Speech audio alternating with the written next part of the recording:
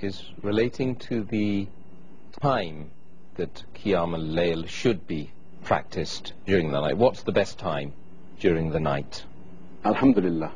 Wassalatu wassalam. Ala Rasulillah wa ala ali wa sahbihi ajmain. Amma ba'd. A'udhu billahi minash shaitanir rajim. Bismillahir rahmanir rahim. Rabbi shrah li sadri wa yassir li amri wahlul 'uqdatam min lisani yafqahu qawli. Our beloved Prophet ﷺ said, it's mentioned Sahih Hadith of Musnad Ahmad, volume number 6, page number 7. The beloved Prophet ﷺ said that Allah subhanahu wa ta'ala has added one more prayer, that is the witr.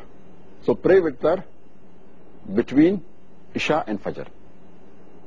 That means the time of Isha is after sunset, when the redness in the sky disappears. That is the time of Isha.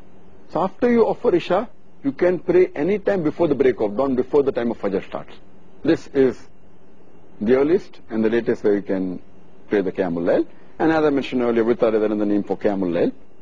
And a beloved Prophet ﷺ said, it's mentioned in Musannaf Abdul Razak, hadith number 4623, that a beloved Prophet ﷺ said that if someone fears that he will not wake up in the night, then he can offer the witr or the Qayam Lail in the early part of the night.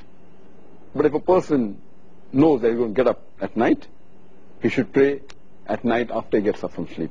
Because praying in the later part of the night is much better, where angels supplicate for the person.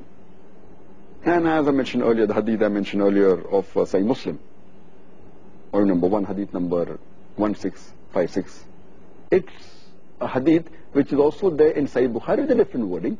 It is muttafiq alayh.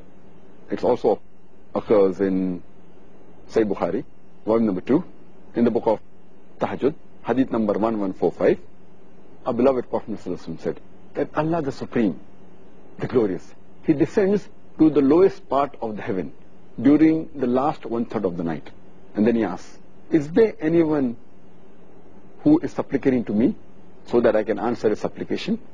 Is there anyone who is begging to me so that I can give him? Is there anyone who's asking forgiveness so that I can forgive him? It's a muttafiq alayh hadith, occurs in Sahih Muslim, also in Sahih Bukhari. It's further mentioned in the hadith of Tirmidhi, in the book of supplications, hadith number 3579, that the closest a servant is to his creator Allah subhanahu wa ta'ala is during the last 1/3 of the night.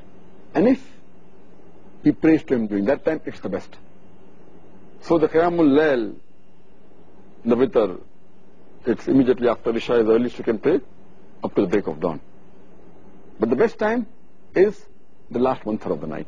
And that's what is further mentioned in Sahih Bukhari, volume number 3, hadith number 2010, where Hazrat Umar, may Allah be pleased with him, he said when people were offering the Qayam Lail in Ramadan immediately after Isha, that it's good, but it would have been better if they offered the last 1/3 of the night. So praying in the last 1/3 is the best. But you can start immediately after Isha and pray just before the break of dawn, before the Fajr time.